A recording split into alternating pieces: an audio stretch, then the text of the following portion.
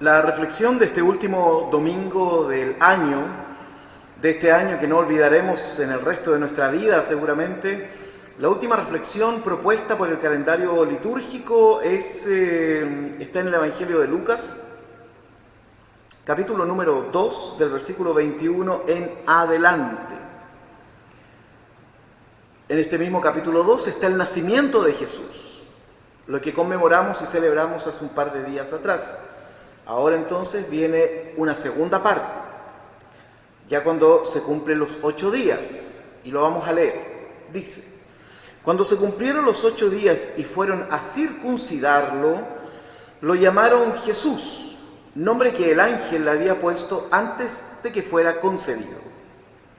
Asimismo, cuando se cumplió el tiempo en que, según la ley de Moisés, ellos debían purificarse, José y María llevaron al niño a Jerusalén para presentarlo al Señor. Así cumplieron con lo que en la ley del Señor está escrito: todo varón primogénito será consagrado al Señor. También ofrecieron un sacrificio conforme a lo que la ley del Señor dice: un par de tórtolas o 2 pichones de paloma. Eso era lo que ellos tenían que pagar por esta circuncisión.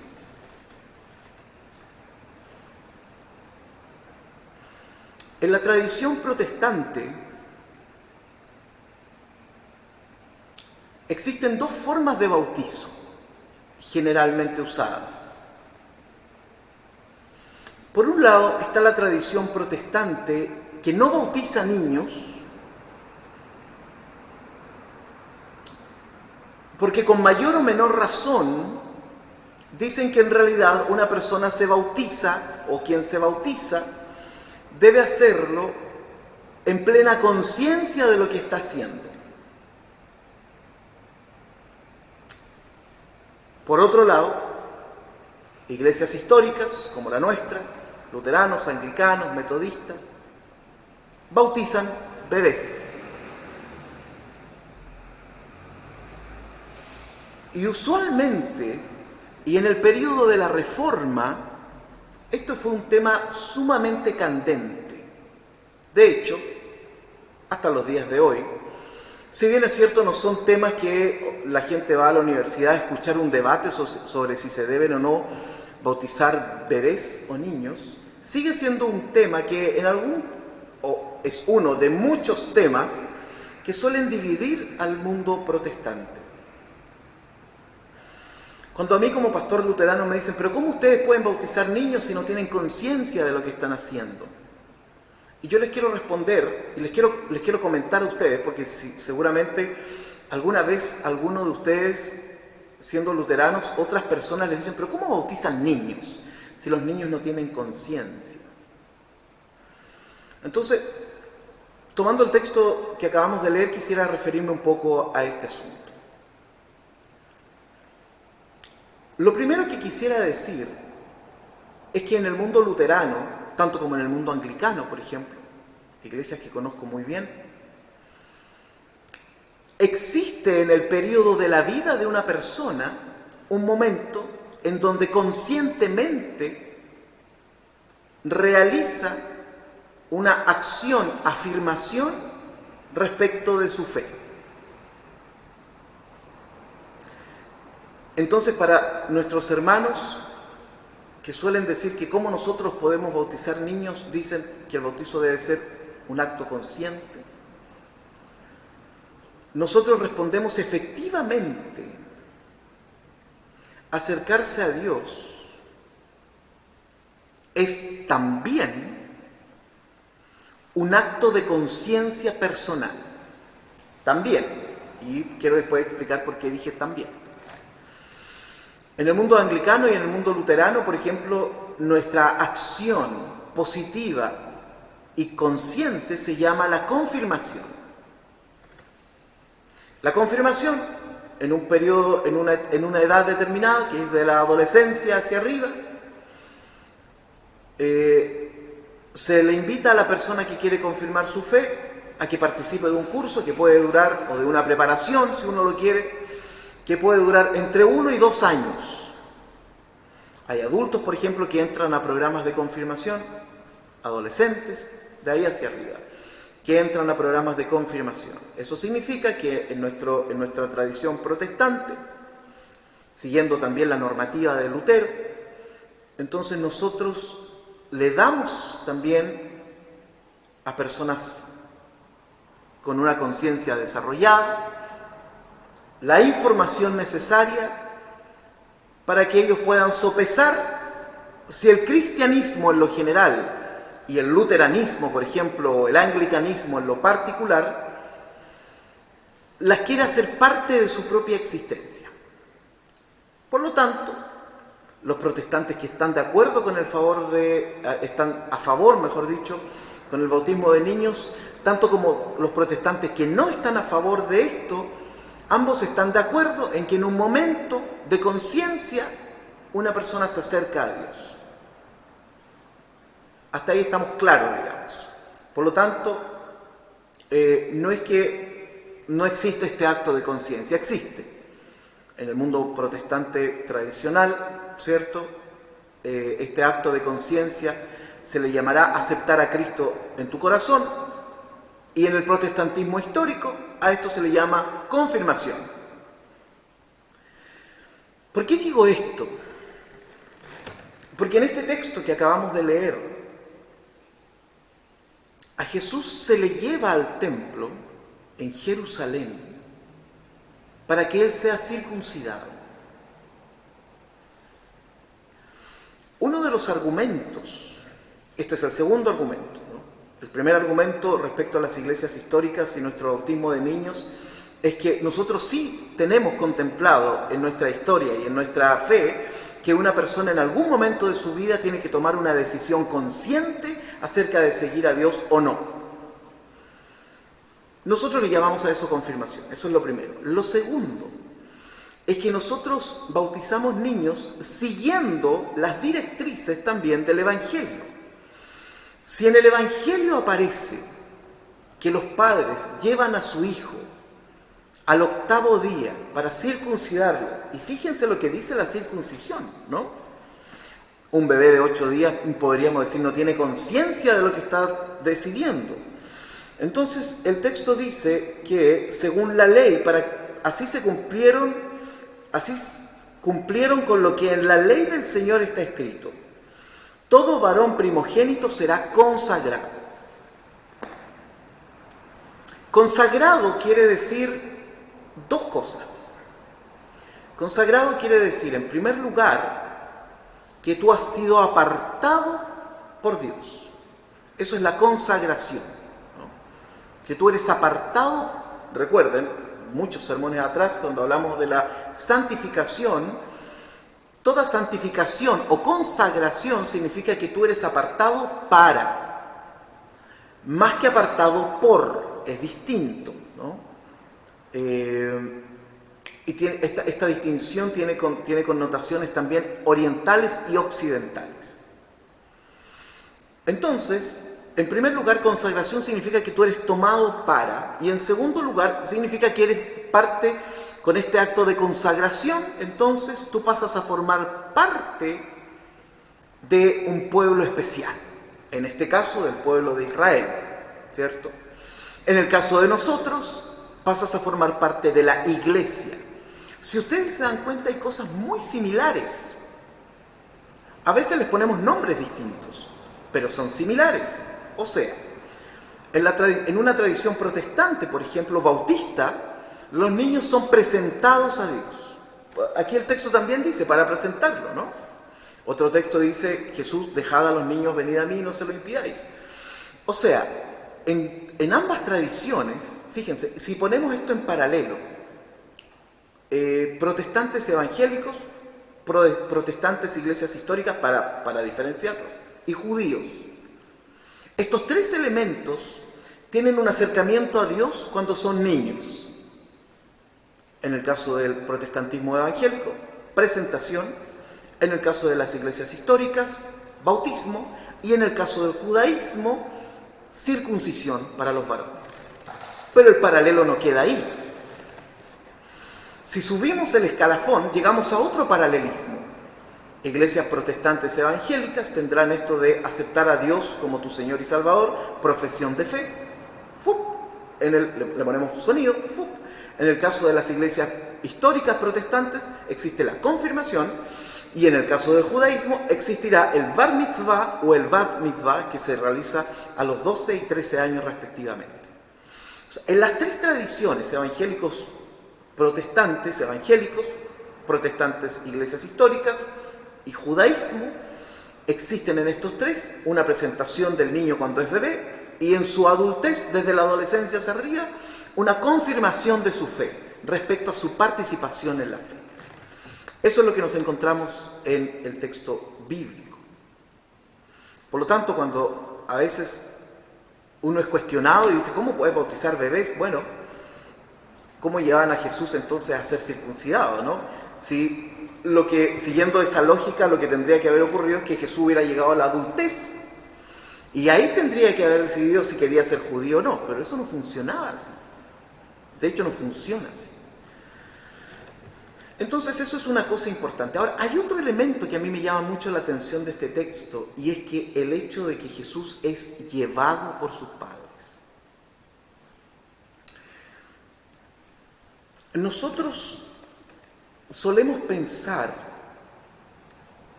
que nuestra fe es un acto puramente individual. En buen chileno sería como arréglatela solito, ¿no? O sálvese quien pueda. ¿Por qué nosotros pensamos así? Como una fe individual. Pensemos a veces en los coros que cantamos, las alabanzas que cantamos, ¿cierto? Prácticamente un buen número de esos coros y alabanzas que salen están cantados en primera persona, en relación con Dios. Si nosotros analizamos esto desde un punto de vista del hiperindividualismo que existe hoy día en el mundo, tiene todo el sentido. Cuando uno le pregunta a la gente cuál es la crítica que tiene respecto de la sociedad moderna, todos a coro dicen, es que somos súper individualistas. Bueno, si somos una sociedad súper individualista, ¿no le parece raro que pongamos siempre un énfasis en el sálvese quien pueda? ¿O arréglatela solito o solita? Esto es una herencia occidental, que nos salvamos de manera personal.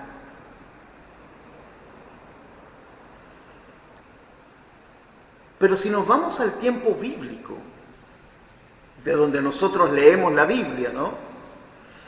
Nos damos cuenta que esto no es tan así.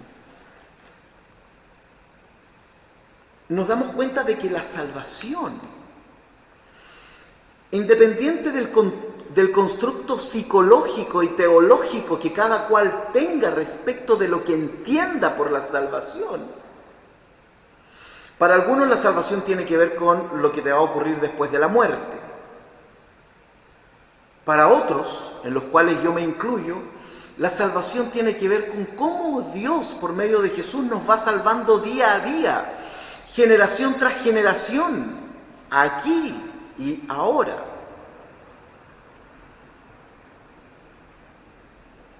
Cuando hablamos de la salvación personal, que estaría muy de acuerdo, ¿cierto?, muy en concordancia con la individualidad de esta era moderna, que tiene mucho sentido, nos preguntamos, ¿pero y eso era así en la Biblia? Realmente no es tan así. Tenemos muchos textos en el Nuevo Testamento y la ideología, la forma de entender a Dios en el Antiguo Testamento nos habla que nosotros somos más fuertes si somos tribales, si somos y sabemos actuar como comunidad. Por ejemplo, en el libro de Hechos, en el capítulo 16, versículo 31, Pablo y Silas están saliendo de la cárcel con un milagro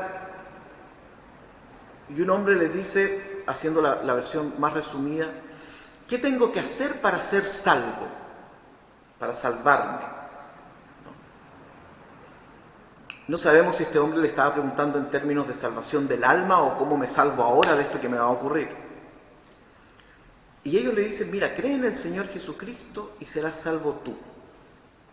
Hasta ahí estaríamos en concordancia con el espíritu hiperindividualista de esta era. Pero resulta que no dice solo eso.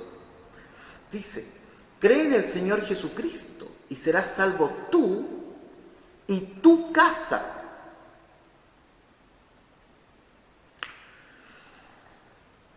Cuando la tradición cristiana, con un elevado énfasis en el hiperindividualismo y de la salvación individual, lee este texto, lo que intuyen es que el salvo tú y tu casa significa que te salvaste tú y que con posterioridad los miembros de tu casa también van a adquirir o van a permitirse o van a tener esta salvación personal. Porque además en nuestra tradición protestante sería raro pensar que se salve él y de manera automática se salven los de su casa. Pero cuando lo pensamos en mente tribal, eso es posible. Lo que quiero ir construyendo en este relato es que no perdamos de vista que por un lado, cuando nosotros hablamos de estos temas, los estamos hablando desde una cultura tremendamente individualista. Quizás ninguna otra tan individualista como esta. Y por lo tanto, esta cultura afecta nuestra teología, nuestra música, nuestros cantos, nuestra forma de ser y nuestra fe. Y que contrasta brutalmente con una forma tribal de lo que existe en el mundo de la Biblia. Un poco más. Cuando dice casa en este texto de Hechos, la palabra casa en griego es oikos. Y resulta que oikos no tiene que ver solo con las personas cercanas, sino que oikos tiene que ver con las personas cercanas, familiares lejanos, esclavos y hasta las cosas que estaban en la casa. Las cosas, el mobiliario, los animales, las vacas, los terneros, los perros, gatos, etc. Eso es oikos. No es solo la casa, no es solo que vas a salvarte tú y se van a ir salvando, es todo lo que se salva. Los frascos de mermelada, ¿no? El granero, el campo, todo se salva. Esto tiene que ver con la mentalidad de la Biblia, en que no hay una hiperindividualidad, sino que hay una hiperconectividad y colectividad. Y esto es tremendo. Es bellísimo. Porque imagínate, cree en el Señor Jesús y serás salvo tú y tus sillones y tu casa, tu rancha, tu vaca, tu gente, todo. Eso significa que la salvación es como una unción. ¿Se acuerdan cuando hablamos de Jesús el ungido? Es como un aceite que baja y lo cubre todo, ¿no? Mientras nosotros hoy día nos preguntamos, ¿pero cómo se van a salvar, no sé, los frascos de dulce, ¿no? Tenemos que pensar que la salvación es una cosa que abarca todo. Son salvaciones colectivas que existen en el Nuevo Testamento. Es más, cuando bajan el paralítico en la casa donde estaba predicando Jesús, ¿se acuerdan? Y lo bajan en una camilla y lo ponen ahí al medio, y Jesús dice, levántate. Y Jesús, a quien apunta el milagro, no es a la fe del que estaba en la camilla. Nosotros, en nuestra mentalidad individualista, pensaríamos así. Pero Jesús prácticamente le agradece a los amigos, la fe de los amigos. Es decir, nos cubrimos y nos protegemos entre todos. Más adelante dirá el texto sagrado en el Nuevo Testamento que la oración de los ancianos sanará al enfermo. Ni siquiera le está pidiendo fe al enfermo. está diciendo, mira, la acción comunitaria más potente, más esclarecedora y más bella que hay en el Nuevo Testamento y en la vida de la iglesia es que entre todos nos cuidamos. Y ese entre todos significa que algunos van a andar con la fe a tropezones. Y sin embargo lo cuidamos igual. En nuestras familias podemos tener gente que quizás no cree o que critica a la iglesia. Y sin embargo son parte de nuestra tribalidad. Y por lo tanto la luz de Dios les alcanza a ellos también. Y podemos ver muchos textos más. Jesús asegura su presencia donde hay 2 o 3. Y hay más textos donde Dios se hace presente en medio de la nación, del pueblo. No necesariamente en medio de todos los que creen con la misma potencia.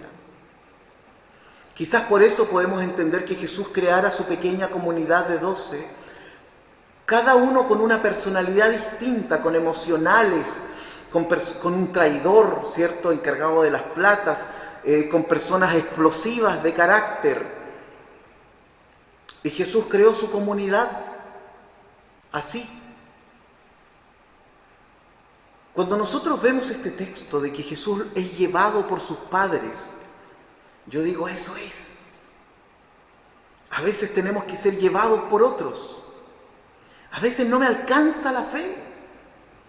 A veces dudo de lo que creo. Yo mismo como pastor, a veces me cuestiono. Entonces en ese momento necesito que otros me lleven también. Porque esa oración de los demás, esa fe de los demás, me va a salvar.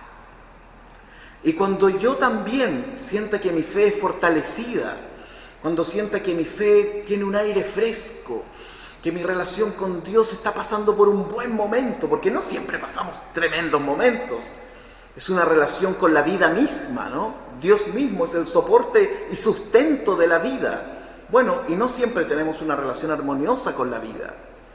A veces voy a necesitar que me lleven, otras veces yo y otros vamos a llevar a los más débiles. Así como a Jesús lo llevan para ser consagrado, pero lo tienen que llevar.